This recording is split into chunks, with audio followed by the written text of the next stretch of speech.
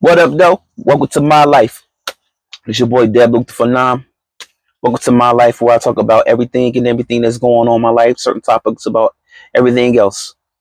And last episode, I was talking about how I came to become a truck driver, a thing that I thought I would never become, but end up becoming surprisingly, and been driving for 13 years. Okay, let's get into it. So part two. So after I got my CDL, from coming from a great school from like careers worldwide. Um, I had they gave us tickets. Me and my class, they gave us tickets, the Greyhound tickets to go to Texas to drive for Stevens. Man, I was just happy, man. I was just at disbelief that I finally got my CDL.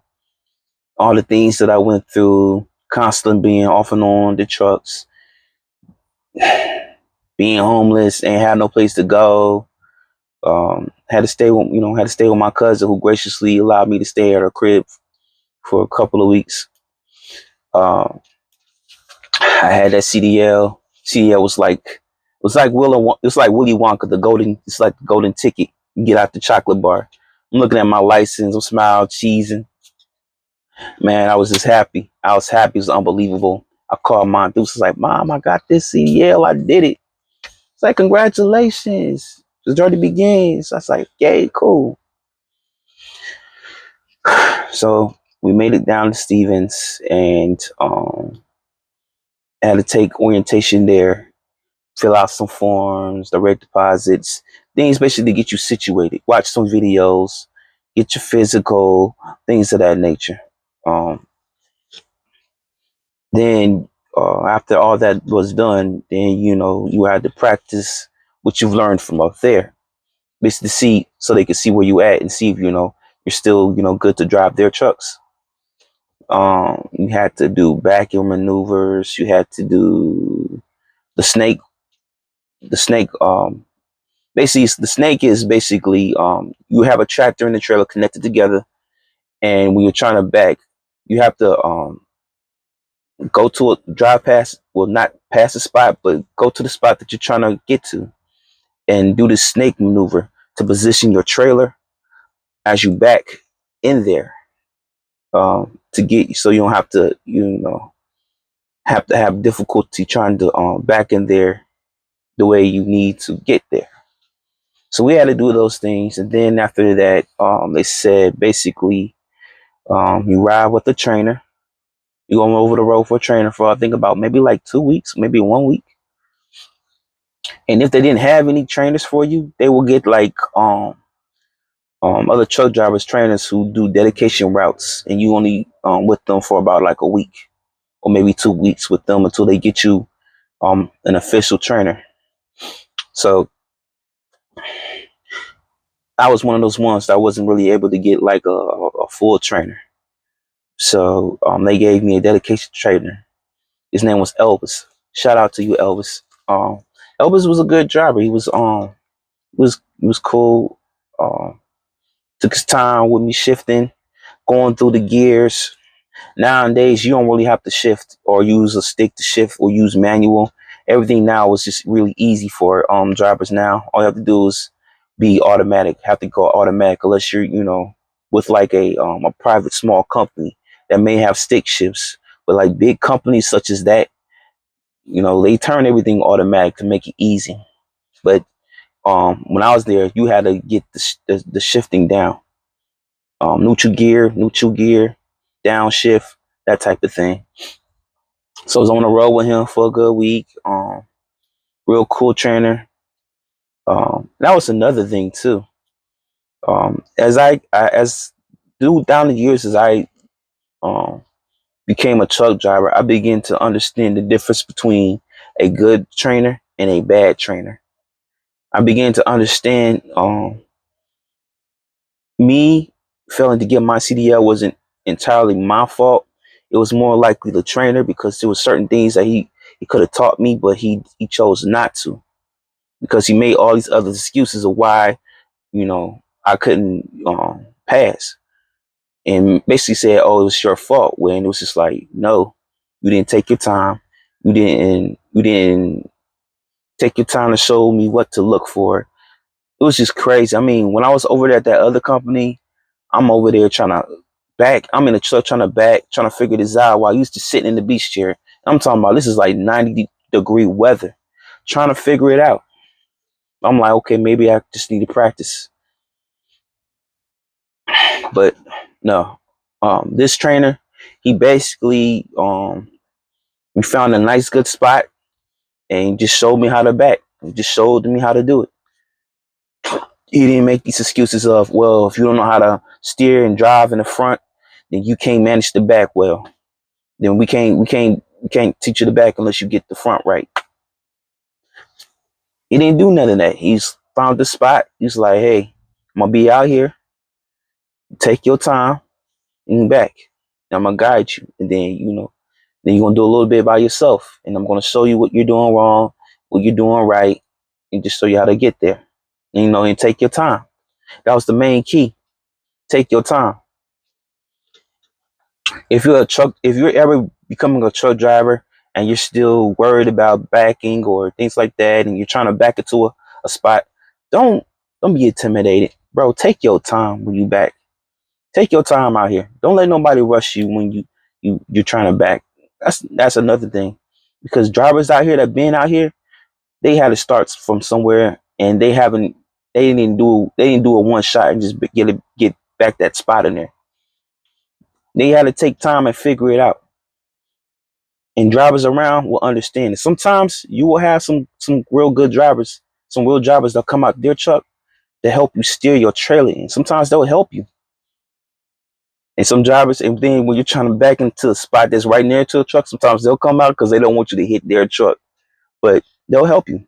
It's just all about experience and practice. That's all. But anyway,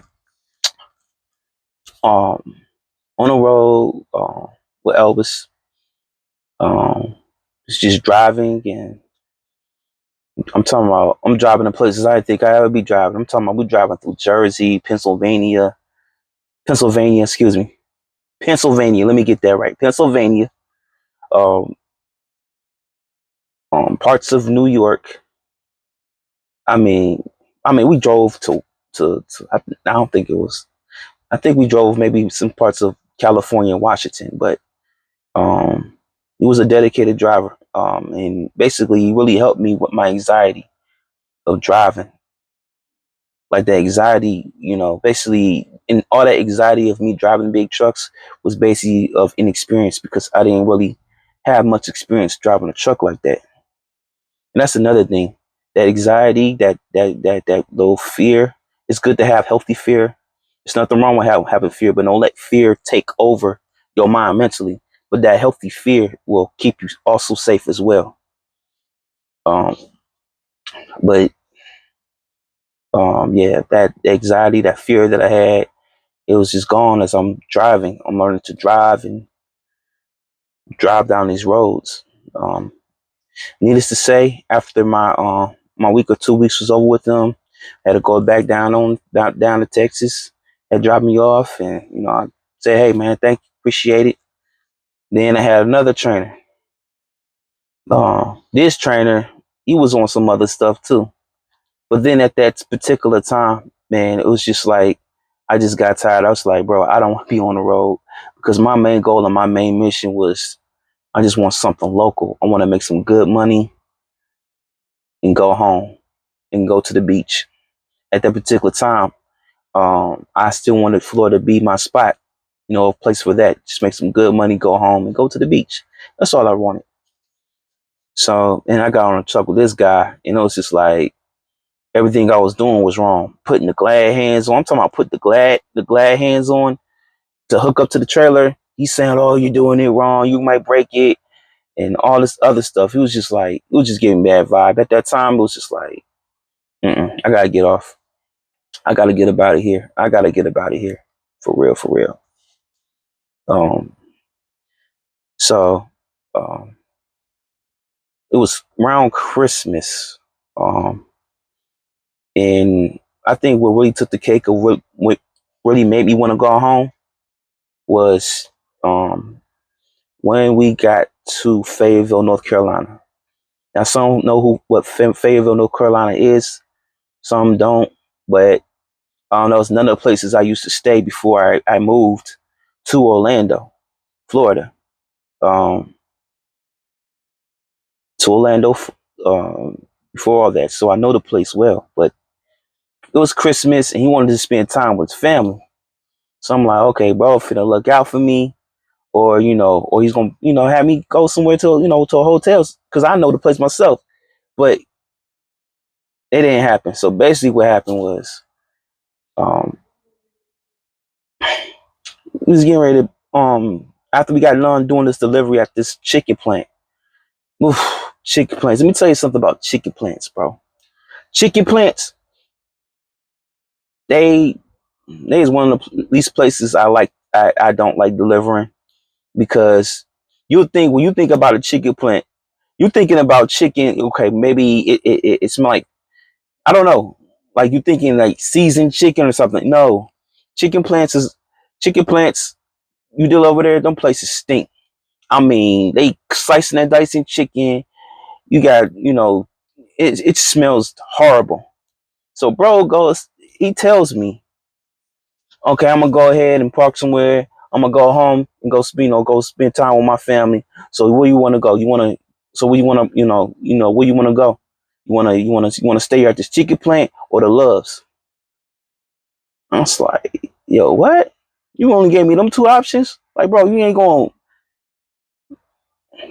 help me get a hotel because I don't want to stay in no truck for no Christmas. You know what I'm saying? I deserve a day off too. It's Christmas. Who wants to be in the truck or stay at a chicken plant or a Loves for Christmas? I know I don't. But at that particular time, I had no choice because I was a trainee. So man, I was like, I'm definitely not spending no time at no chicken plant.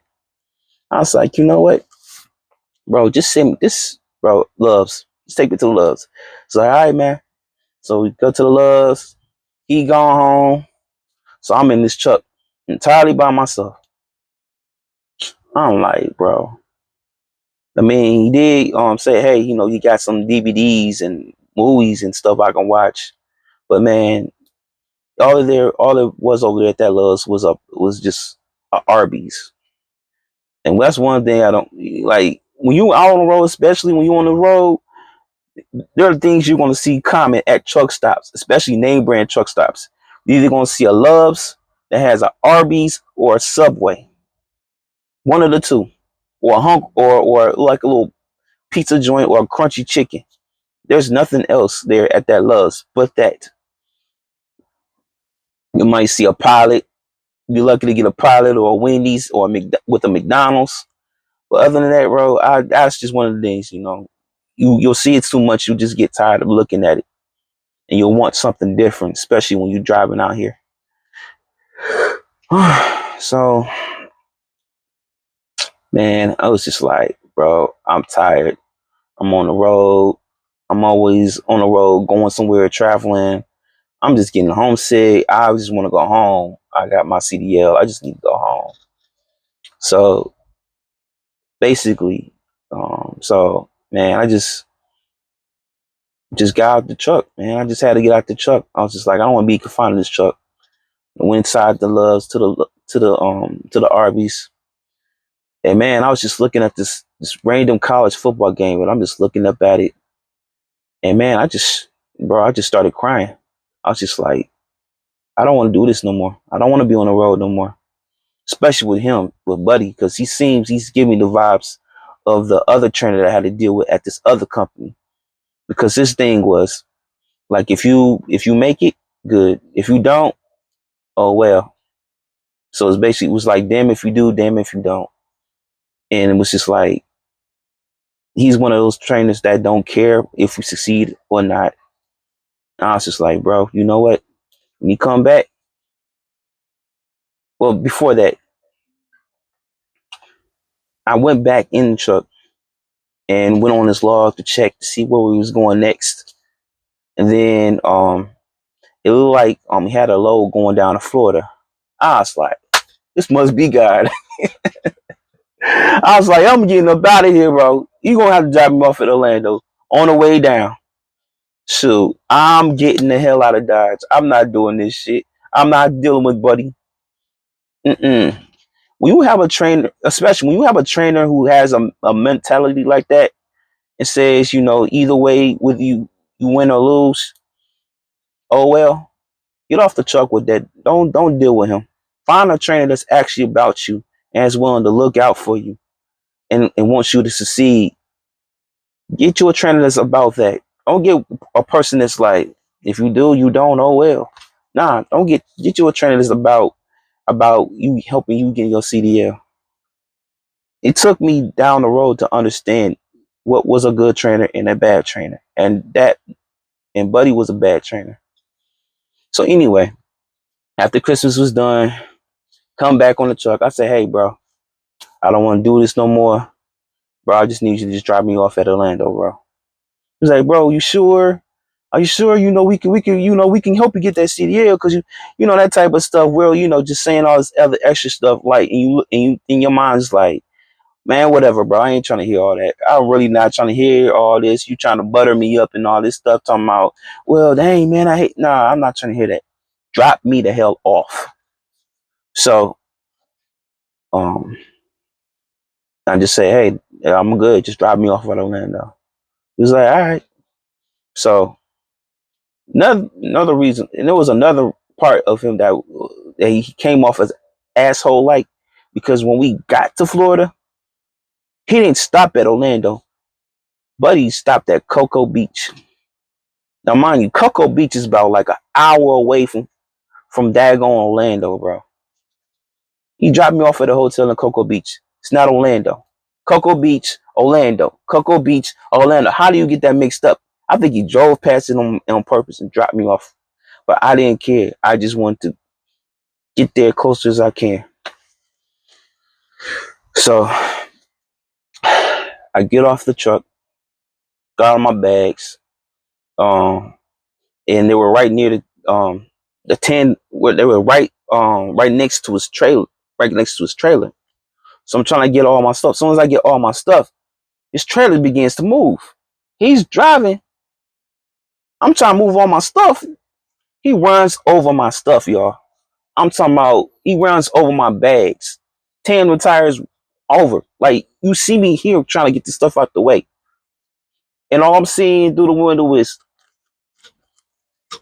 I'm like, what? I'm like, bro, really? Really? It's not that serious. And anyway, needs to say, so I try to get a hotel over there in Cocoa Beach. Mind you, Cocoa Beach is a tourist spot. So everything around there is ass high. It's expensive. Man, I try to get a room over there. They talking about it's 125 something. Um,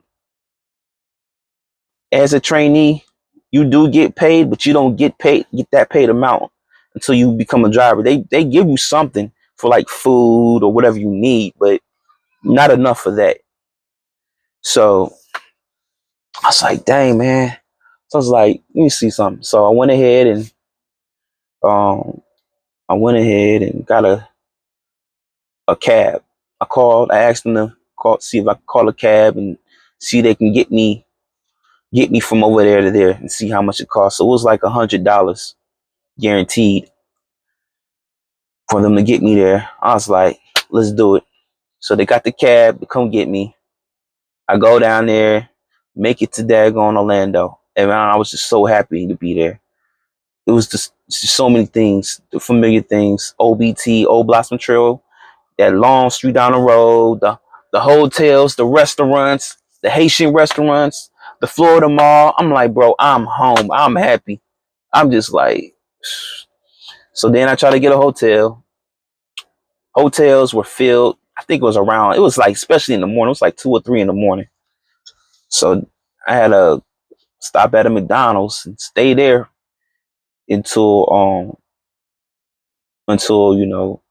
they had time for until everybody had got out their rooms or whatever, so I can get myself a room. So Went ahead, did that, and then just started over. I just started over. Um, started over. Um, then with also with Buddy too. That was another thing too. When I got off the truck with him, he was actually ecstatic about it because it's like he got two. He can do two runs, mine's and his, because we haven't told the company yet that I got off. So I'm driving. Well, he's driving, so he's driving back and forth, and I guess it just caught up with him that he had to get up and drive my run too. So he calls me crying and crap, talking about, please tell him you got off. Please tell him go off, man. Please, man, please. It was either one or two options. I would have said yeah and not do it because of what you did, or just Spike Lee the situation and just say, hey, I got off. So basically, I waited a week before I told him because yeah, I just waited a week. So after I told him, told the told the company that I got off the road, um, they called me back and was like, "Is there a reason why you got off?" He's like, "Man, I just wanted to leave. I was just tired. I couldn't do it anymore. Just tired." It was like, "Okay, fine." Got my old job back at at I got my old job back at this packaging warehouse, FedEx. As a package handler, that's why I started out as a package handler in FedEx. It was just like I was just happy. I was just like back at FedEx with CDL in hand. Yep. Um, yeah, and just started over. Got me an apartment. Got my stuff. Um, with that CDL I had, I was a yard jockey over there. I was able to become a yard jockey because I had the CDL. So, well, actually, it helped me become a yard jockey. I think people didn't have their CDL, but they were still being yard jockeys. That was another thing that made me had got me better at becoming a had me had me be a better get better at backing while driving a truck was being a yard jockey, because all you do, yard dog, yard jockey, basically, some who don't know, basically that's when you hook up to these, certain warehouses, places that you see, they got these small trucks, small little bobtail like trucks that drive around, hook up the trailers and take them to the door and back them in. And that was the job. So I did that for a little while and I just perfected, and that helped me perfect my backing, especially when I got out on the road, because I knew what to look for when I begun to back. It helped me. It especially helped me. There's people, I'm not crapping on other people or talking bad about people, but there's people right now who's been doing this thing and still don't know how to back. Um, People that they'll usually just pull into the front, they'll just pull into a spot and just back out later. But mm, I was just glad I was able to do that constantly until everything clicked where I was able to do that. But easy to say, yeah. So that's how I got from there to there. Um, I'll say this too as well. When you experience this something, um, there are gonna be people that's gonna take advantage of your inexperience and say all type of negative things to make you believe that you can't do it, that it's impossible. Because and then they have like and they'll say these things because they miserable. They don't want to see people like you do good in life, because they're doing bad in life, and that's a bad thing. Instead of just helping the next person um become successful, some people will say that, and then you're gonna have people who believe in you, who are gonna say that's not right, that doesn't make sense, that's a bunch of baloney. You're gonna have people in your life that's gonna believe in you. Um, I also give credit to my the people that believed in me to become a truck driver. Um, my mother in particular, she was in this truck driving career with me as well. Very extraordinary woman.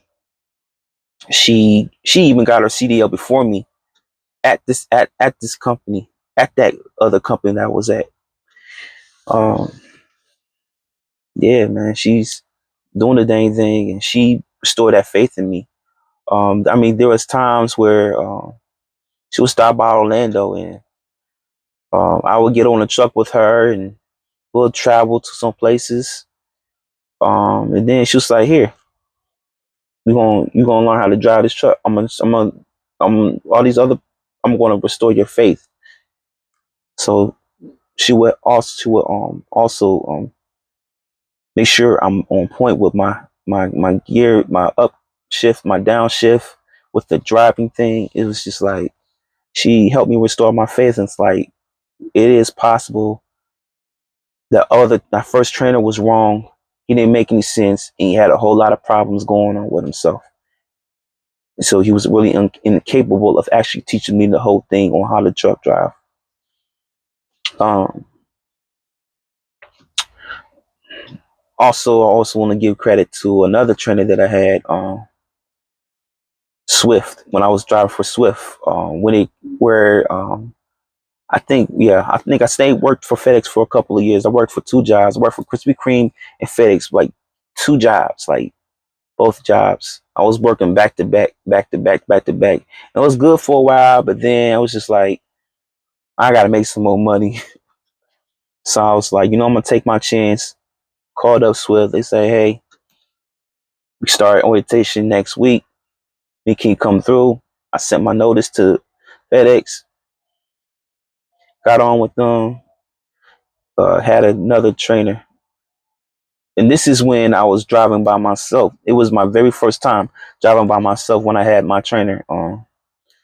So, okay, so my experience at Swift was good. It wasn't bad. It wasn't terrible at all, and I had a great trainer. At first, I didn't think I was going to have a great trainer, right? So, got the Swift. We did the orientation, and we were getting assigned trainers. They gave us hotels to stay at, right? So I'm finally on the phone with my with the trainer. So all I hear is, "Hey, how you doing? How you doing, brother? How are you?" I was like, "Oh crap!" I was like, "This is gonna be a bad experience." I thought it was just like a straight up redneck man, but come to find out, he was really really cool. People's like he looked out for me. I mean, when I got on the road with him, he was like a great, real great trainer. I told him my experience with my bad trainer. It was like he said that. He said, "What? Well, you know what? We're gonna get you there. We're gonna make you. You're gonna drive this truck. You're gonna drive it properly. All that is just don't believe in that. We're gonna get you right."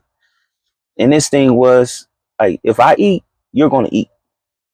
If I get a hotel, you're gonna get a hotel. I'm not gonna let you live without. I'm not gonna let you go without. So he was about his word, and we went through those roads. I'm talking about some things I didn't think I'd ever be going through. I'm talking about we went to daggone Oregon. We, I forgot what that high range mountain is. Um, man, we was just driving on the mountains. He was just on the side, just telling me what to do, telling me what I need to do, up shift, down shift. And I'm talking about these mountains was like it was still snowing, and I was like, I don't think I can do it. These are one of the biggest mountains that seem dangerous. I think it's called I don't think it's Donner's Peak. Maybe it was, maybe not. But it was some mountain in Oregon that had to go up, down, and man, got through it. California got through it. I even drove on his time. You say,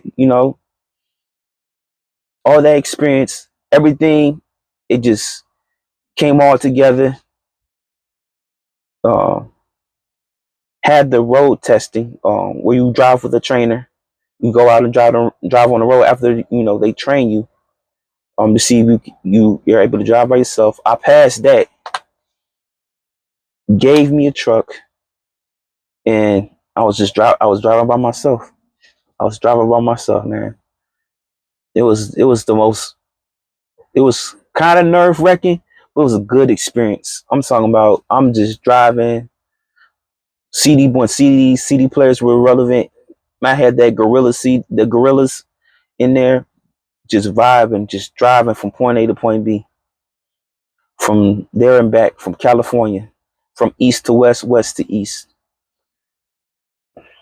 But yeah, well, that is part two.